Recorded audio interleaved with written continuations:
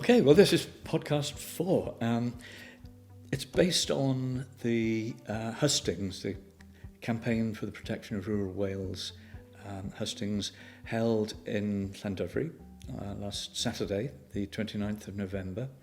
So what we're going to try and do is explain and interpret some of the things that happened in that event. So let's go. Yeah, thanks, Andy. Well, just to set the scene, so this is really firing the starting pistol on next May's Senedd elections. Quite early to be having hustings, but maybe campaign reasons why it was felt to be a good thing. And there were 6 parties represented, and no Lib Dems and no Greens for their own reasons. So we had the main parties: Labour, Callum Higgins, Plaid Cymru, Kevin Campbell, Conservatives, Richard Williams, Reform, Gareth Beer, and then we also had Glad, Gwyn Evans and Jason Barker from Heritage. So just to explain, Jason Barker, who's really a one-man party and who's using this as a platform to broadcast the horrors of turbines. So he knows his stuff, doesn't he? He absolutely knows his stuff. He's an engineer by trade and lives up at Llandovery. So he was able to produce a lot of information.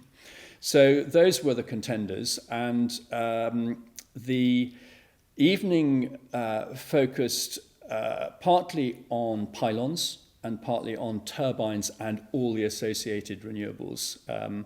And we thought what we'd do, Andy, is to maybe start off by looking at the pylon issue and see what the politicians had to say. I'm not against progress. I want Wales to be at the forefront of clean energy and innovation. But I'll tell you what I am against. Big companies and distant politicians dropping industrial projects here on our doorstep without listening to the very people who live beside them. Wind farms, pylons, solar fields, battery plants, all planned for the green lungs of Carmarthenshire. Our land, our views, our heritage, treated like a blank canvas for someone else's game. Shwmae pawb, I'm Callum Higgins, Carmarthenshire born and bred from the Amman Valley. I'm the Labour's #1 candidate for Carmarthenshire going forward. I'm actually from Carmarthenshire, and this valley means a lot to me in that my father and his family owned the White Hart at Llandovery, so I have family in the area.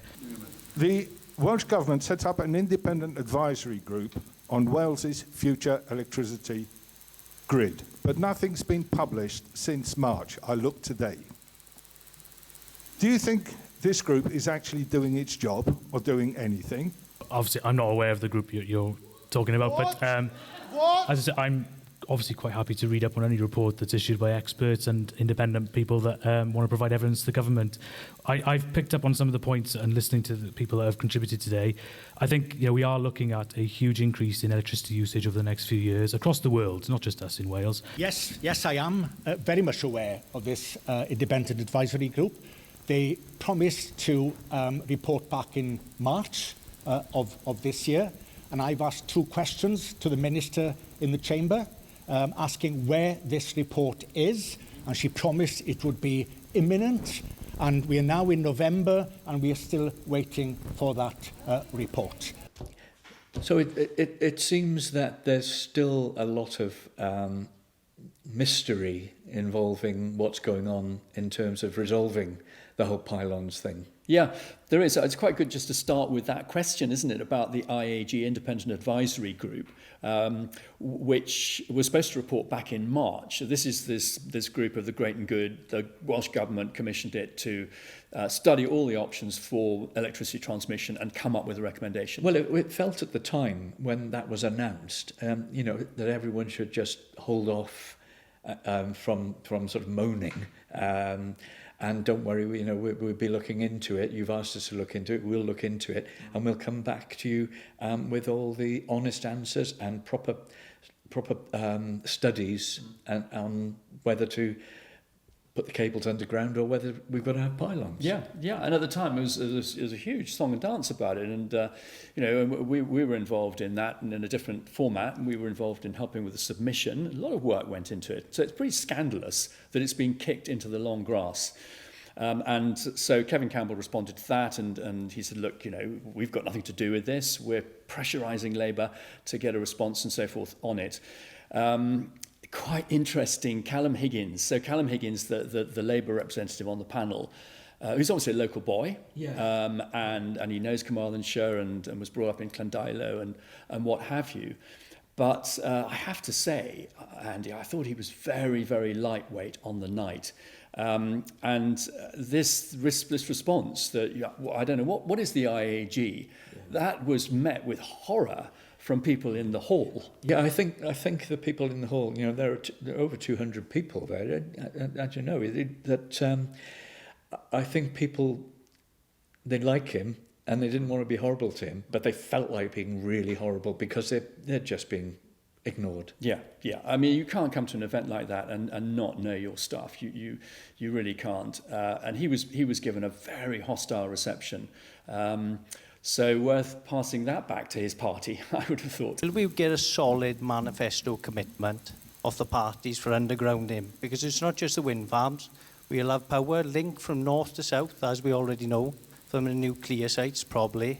Will we get a commitment for solid undergrounding, which is a 9.5 metre easement by cable plough? Plaid Cymru's policy would be a presumption in favour of undergrounding everywhere across Wales, where that wouldn't be possible because of geological reasons, or if there was an environmentally sensitive area, then we would allow those transmission lines to be carried across wooden poles only. Now, that is our commitment. It's quite clear that in the Towy Valley, for example, and I've been, with many of you here, fighting against these pylons from day one. On the first day it was announced, my office put a petition out, which was supported by close to 3,000 people. And we've led that campaign against the pylons. And my commitment this evening is that Plaid Cymru, his presumption would be in favour of undergrounding. And you are right, there are many different techniques that are now available to make that as easy as possible. So that's the commitment we'll make. Well, that's a good commitment from Plaid Cymru. I still wonder about this thing about, unless it's a bit difficult or whatever. But even if that's the case, they're saying not pylons as in great big steel things, wooden poles.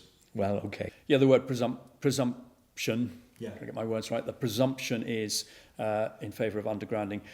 So, and Kevin Campbell's absolutely right to make the point. They have been leading this campaign all the way through, and Anne Davis has been fantastic, our MP. So all credit to them for that. So Richard Williams making it clear where the Conservatives stand in favour of undergrounding, don't want pylons, and all the other parties have the same position. Even Labour in power have said that there should be a presumption to underground cables where possible, obviously that phrase. So I think we now sit here, Andy, feeling quite positive on this issue of the pylons. I hope we're not being naive, but across the political spectrum, there seems to be agreement that pylons have no place in Wales. These 132 kV pylons have no place in Wales, and that they should be undergrounded. Yeah, so the only kind of thing that could go wrong about that, which would be very revealing and very tragic, is that it turns out that whatever the political parties say, if Green Gen disagree and say, no, we'll have what we want to have, which is steel lattice pylons, that actually happens. That would be very revealing if that does happen, and that just shows that everything in terms of our politics has gone very, very wrong, and that there's been some very, very dodgy dealing going on. Yeah, and so that brings in this interesting interface between Plaid, as the party leading in the polls, and Butte Energy. And so Nat Barstow asked a number of very pertinent questions, and in particular regarding this meeting that happened at Lampeter. Let's just hear her question first. Hi. My question's for Mr. Campbell. You all know that a coalition of over 400 farming families within Justice for Wales is currently taking Green Gen to judicial review due to the appalling way that Green Gen have been treating our communities. Many of our members are here tonight, and they were asked to put forward questions that they most wanted to ask you, or anyone else on that stage, but you were a popular choice. First, I would like to know whether your recent meeting at the Falcondale in Lampeter was Butte Energy alone, or was it Butte Energy and Green Gen? The next question that was popular: isn't there a deep hypocrisy within Plaid railing against corporations that disregard Welsh voices, whilst nominating Carmen Smith to the unelected House of Lords, given that she later took a senior role within Butte Energy, a company widely accused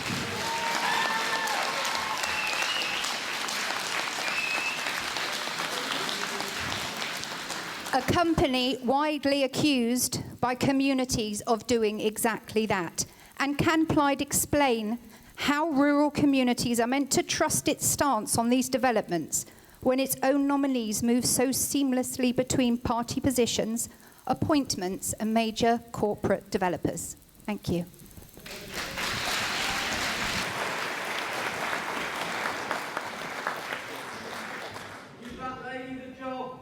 Okay, so I'll deal with the last point. Regarding Carmen Smith, I will put it on record tonight. She was very unwise to take up a position with Butte Energy. Okay? Yeah. And I can only tell you what my thoughts on that are.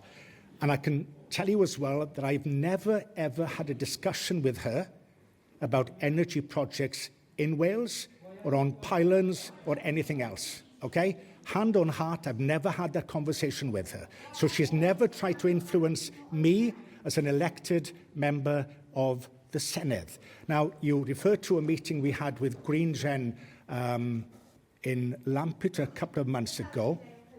Yeah, that's right, and I can tell you the room number as well if you want. But it was one of the most robust meetings that I've ever been involved with, right? We made it absolutely, it was just a Green Gen, right? Sorry, it was, which one is the, I'm mixing them up now. It was built, right? It was built, okay? And we made it absolutely clear to them, right, that we would not allow pylons in Carmarthenshire or the Nant-Mythyl route from Radnor Forest down to Llandovery.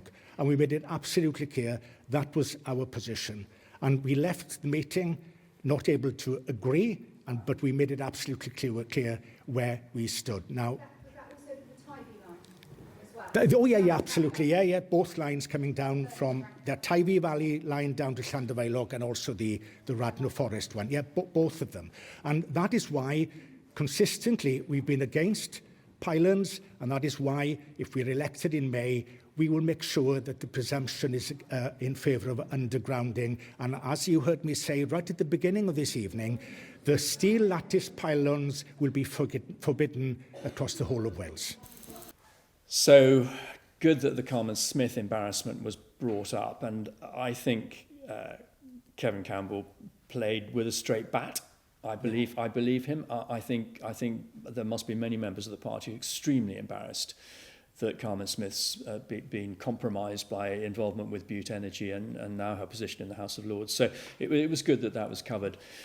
But this meeting that happened in Lampeter, and I think for some time we've been wondering what happened at that meeting. This is a meeting between the three Carmarthenshire representatives from Plaid, right. So Kevin, Adam Price and Anne Davis, with Butte Energy in Lampeter to thrash out what was going to happen about pylons and obviously the Plaid position to underground. And what is fascinating here is for the first time, it has been revealed by Kevin that was a very, very difficult meeting, clearly a very difficult meeting. It doesn't sound like they came to any conclusions on it either, or any agreement on it. Exactly. Obviously, the meeting ended, and he talks about robust discussions, which is code for basically a bit of a shouting match. Yeah. And Butte have said, no.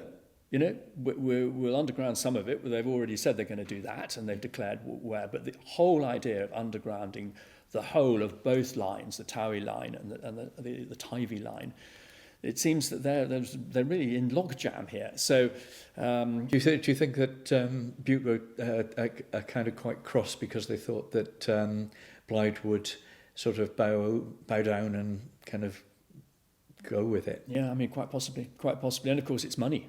For Butte Energy, this is their profit. They're sort of rubbing their hands with glee for all this profit they're going to be making, and suddenly they're thinking, well, hang on a minute, our profit's going to be eroded. So very interesting revelation there. There was an extra question that came from Nat Barstow, and I think it's quite interesting to hear that. Just quickly following on from what you just said, can we also agree that Green Gen are not the company to be doing anything in Wales? The behaviour that we have seen across our counties has been absolute, and I'd really welcome you to come and visit with us. I can,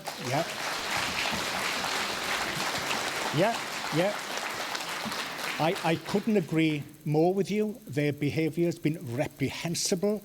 They have behaved like bully boys, and I have been twice down outside the Magistrates' Court in Llanelli, supporting the farmers who are made to stand in court for refusing Butte Energy admission onto their land. I was there on 2 occasions supporting those farmers. So there's absolutely no doubt where I stand against Butte's bully boys tactics. Absolutely no doubt. So that's gone from kind of politician code, as in robust and whatever, to using kind of like proper language. Yeah.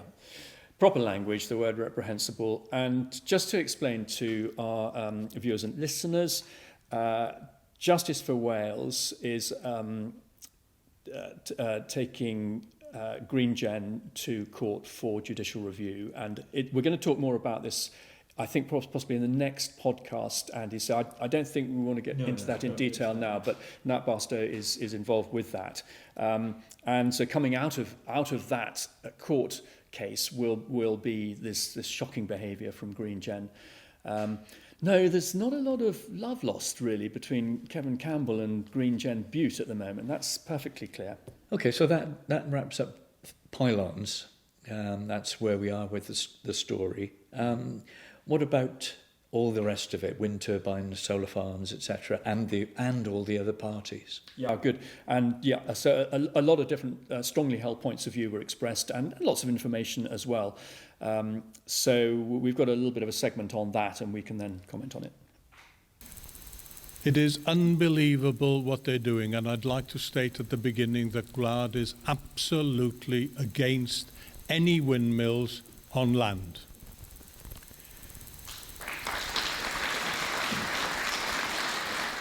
So with wind zones, solar zones, battery parks and hundreds of pylons to connect it all, we are destroying farming, destroying tourism, destroying Wales, and the cause is net zero. The source of the problem is net zero. Reform are clear, we will abandon net zero, saving hard-pressed families and businesses thousands of pounds. What is interesting is, and you'll know the area up towards Borth and Islas, the north of Ceredigion, or the old Dyfed, if you like, is it relies on tourism. They want to put windmills there. So how does that work? It's not joined up thinking. I understand the technicalities of what is being proposed. I understand the scale of what is being proposed. And the further I look into it, the more smelly it gets. None of the maths adds up. So out of the 6 parties represented on the evening, 4 were against these turbines and these energy parks. Just completely against. Yeah, absolutely. And that was also music to the ears of the audience. Yeah, it's good to have the technical stuff coming from Jason Barker and all the sort of net zero stuff coming from Gareth Beer and Reform, and Gwyn Evans, who's passionate about this and coming from a farming background and so on. So anyway, all of that was stated very clearly on the evening. But then we came to the Plaid position, and this is rather more nuanced. So we need to hear what Kevin Campbell has to say. We've had intense discussions over the last couple of months as a party. And I'm glad to say that we have now agreed a policy paper which is going to be presented by me to our National Council next Saturday. It's been given support by the whole of the Plaid Cymru group in the Senedd, as well as the Plaid Cymru group in Westminster. Now, for obvious reasons, I can't give you the details of that policy statement this evening because the National Council hasn't approved it yet. But given that I and Anne Davis and Adam Price have been heavily involved in these discussions, I can share with you some of the proposals, and you can read between the lines what the intention of this policy paper is. We will want community ownership of energy. That will be one of our first decisions as a Plaid Cymru government, along with developing a national energy strategy for Wales. We will take a community-centred approach on renewable energy to avoid the exploitative nature of the current proposals. We will also bring forward regulations that establish proportionate limits on factors such as individual site size, turbine height and cumulative capacity within a 10-kilometre radius, with a strong and enforceable presumption in favour of smaller decentralised schemes. And we will require a minimum local or community ownership stake of between 15 and 25% for all projects over 10 megawatt as a key condition. Plaid Cymru would bring forward regulations on day one of a Welsh Government that establish proportionate limits on factors such as individual site size, that is the number of turbines, turbine heights as well, and the cumulative capacity within a 10-kilometre radius. So it means there would be a buffer of 10 kilometres between any possible wind farm. There is no black and white here, and there have to be trade-offs. So that we can take a pause, we can take a step back and think, okay, what kind of energy do we need in the future so that we are less reliant on imported oil and gas and more reliant on energy we can produce here in Wales? So there are a few things there which are very detailed and very specific and that we haven't heard before. Yeah, we've had reference to community schemes. I think Kevin Campbell's written about that in the past. But he's developing this now. And I'm left thinking, look, what's going on here? It feels as though Plaid want to establish some compromise which is going to be acceptable to campaign groups who don't want industrialisation, but which will also be acceptable to the developers and to the broader political community, and of course to his party more broadly as well. And so this is a compromise, or is it a fudge? And is it tenable? I wonder, Andy, how can you achieve this? How can you, on the one hand, say, we're going to do small-scale community schemes, 15-25% ownership, but also imply that they're going to continue with some of the planned energy parks that are on the drawing board at the moment? How can those two things sit side by side? That's not going to please campaign groups one jot, I don't think. And he brings in this idea of a buffer zone. So you're left thinking, right, so there are going to be fewer of these energy parks. Is he going to say to Butte Energy, well, it can't be 230 metres, it's got to be 130 metres each turbine? They're not going to, I can't imagine they're going to agree to that. Because the whole point of the 230 metres is that makes them profitable, isn't it? Yes. I think also there's something that came up in the debate in Carmarthen County Council chamber about that some councillors were saying we don't want to sort of mess this up because we don't want to lose the investment that's coming into Wales. I would be really interested to know whether Plaid Cymru regard Butte and people like that, or companies like that, as investors or invaders. Do we want this? We want, obviously Wales needs investment, but we don't necessarily need the way it's being done. So it's a tricky one for them to sort of get right. Yeah, I think that's right. I think this is very, very difficult navigation for them.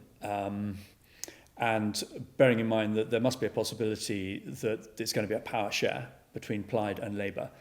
So even though Plaid will presumably be the largest party, and then they're going to have the First Minister position and so forth, so they will be driving things, but they've got to compromise, and maybe they've got that in mind as well, trying to put something together which is going to try and please everybody, but I don't think they'll succeed. So I think there are slight alarm bells ringing about this sort of proposal. The other thing, just to add, is that because this is such a big project overall, that they might well find themselves up against the government in Westminster. Yeah, well, that's possibly true as well in terms of national significance and so forth. They talk about on day one, we're going to do this. Is that realistic? He talks about a pause, doesn't he? When we are elected, we'll take a pause. He talks about trade-offs. There's no black and white here. It's all a bit alarming. I suspect that in the end, voters are going to be thinking, well, if we don't want any of these energy parks, then we'll vote Reform. Because Reform are absolutely clear on this issue. They don't want any of it. And so that's what Plaid are up against, probably, when it comes to how are people going to vote. Yeah. Interesting. Tricky one. Yeah. Problem we got with these wind farms is they're not really wind farms. What they are is subsidy farms. And what...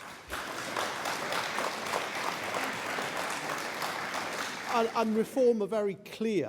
If we get into power in the Senate, we will be lowering the flag, because what you've got around here is the flag has been hoisted for everyone to come here and make a ton of money all at your expense. The future is small modular reactors, yeah? If we roll out these, and there's going to be a couple going in Anglesey, and that's brilliant, praise where it's due, we will not need solar. So this country's got the second worst solar efficiency in the entire world. Well, I understand what he's saying. I don't know whether it's widely known that these SMRs are, they don't actually exist yet. And so even if they're going to exist, there's 2 booked in for Anglesey, it's going to take probably 5 years. And what are we using for generating electricity in the meantime? So it's a tricky one. Yeah, we've got left behind on nuclear, and we're just going to have to rely on gas for a bit longer, I think. To get the kind of turbines in above Llandovery that are proposed, we're talking 8,000 tonnes of turbines, 240,000 tonnes of concrete. In order to get that concrete in, that's 13,000 cement trucks or more going through Pymsant and Llandovery. And what's happening to the peat? Where are you going to put the concrete? You've got to dig a hole in the peat first. Trees are coming down, hedges are coming down, roads are being straightened. That is forever, by the way, because they'll need maintenance access forever. This is total and utter destruction in the name of the environment. Doesn't make any sense. There's no need for any turbines. What? If we're going to reduce the number and spread them apart, then all you're doing is moving the problem so somebody else, another community, will be harmed. These are damaging. And my final point is a very simple one about the triple SI that you mentioned. I've got a farm and I've got a triple SI on it. We are not allowed to keep sheep on it because it's, very dangerous. But it can go away and you can put wind turbines on it and drive trucks through it. That's okay. It's mad. Jason Barker was passionate all evening, and his reference to the damage that's going to be caused from these turbines, industrialisation, and the facts and figures he gave was powerful stuff and resonated really, really well with the audience. And Gwyn Evans made the good point about triple SIs and the way that they're now being ignored effectively, and on his land, the way they're being ignored. So I thought that was also a very valid point to make. So Kevin Campbell, I thought, did pretty well on the night, but there was just one moment when, to be honest, he massively shot himself in the foot. He was asked a question from a member of the Reform Party, and then he launched forth into a tirade about Russia. You stood up as a member of Reform, yeah? Absolutely.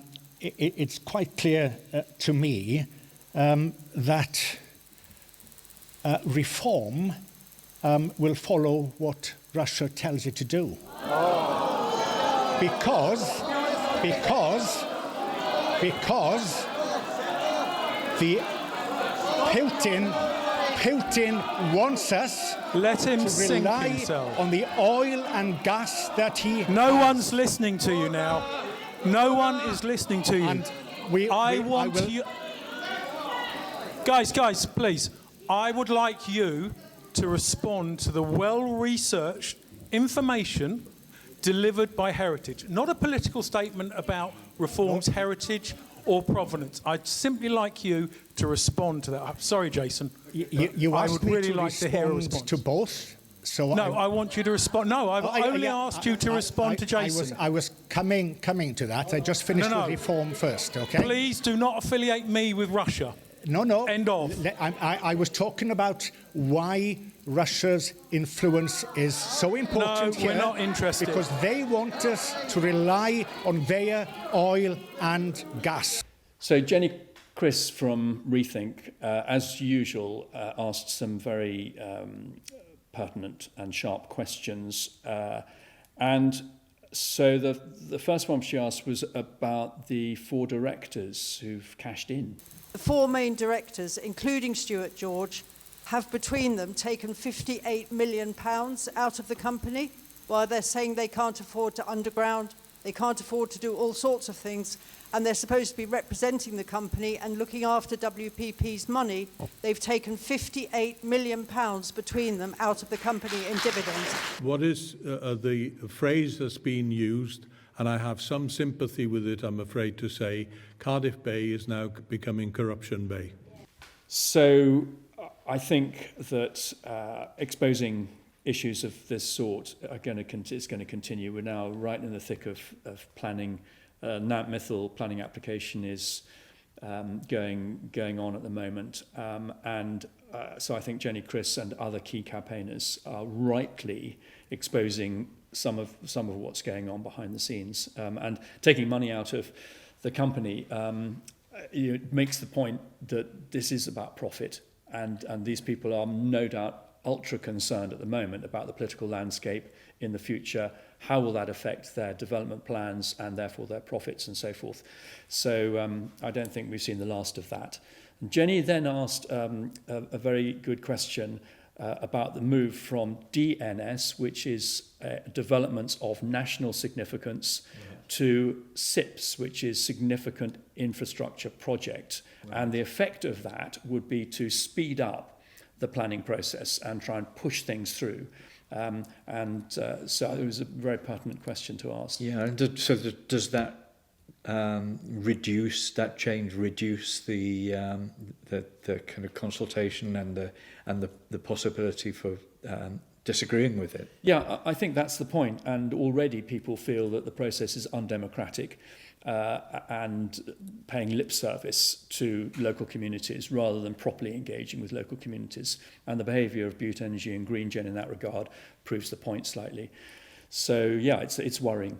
On the 15th of December, the DNS system becomes the SIP system, the Significant Infrastructure Project system.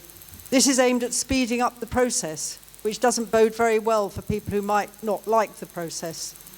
Will you keep the SIP system, or will you revert to a DNS system? Lynette Morgan said she wants Wales to be the fastest decision makers in the country.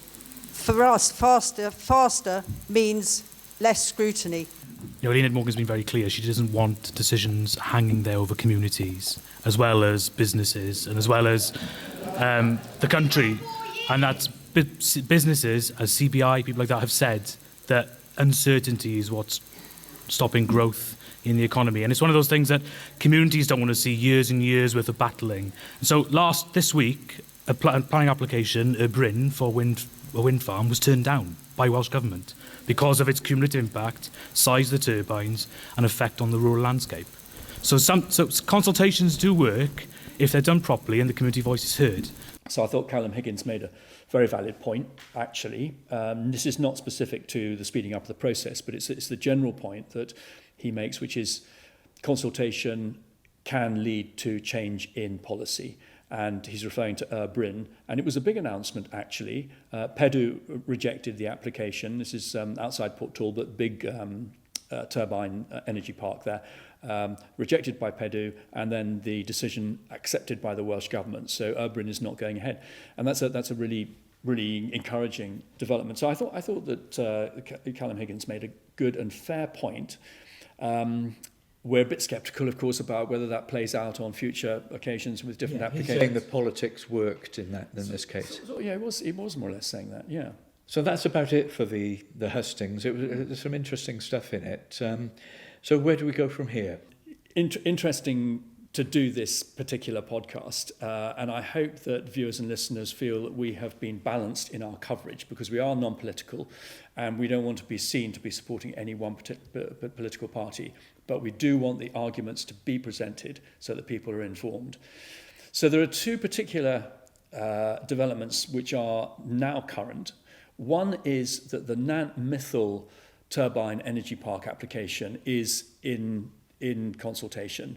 And that's really, really important. And there's a very small envelope for people to respond within, typical of Butte Energy and the way they go about things. So there's not much time. But we did want to raise these issues and give people a chance to respond. So we thought that in our next podcast we would do something on that. And the other, as was referred to earlier on in the hustings, the Justice for Wales group has gone public and over the course of the last month. And that is another very important development. And we thought we'd also try and cover that as well. So just heading up to our podcast 5, which we may manage to record next week, perhaps. Right, well, that's it. I hope it's explained some of the issues that come up with the hustings. Just to say, PEDU is the Welsh Government. It's short for Planning Environmental Decisions Wales. So there we are. Now you know. Right. And hopefully the next podcast will go out before Christmas. If it doesn't, for any reason, wish you a happy Christmas. Thank you very much. Bye-bye.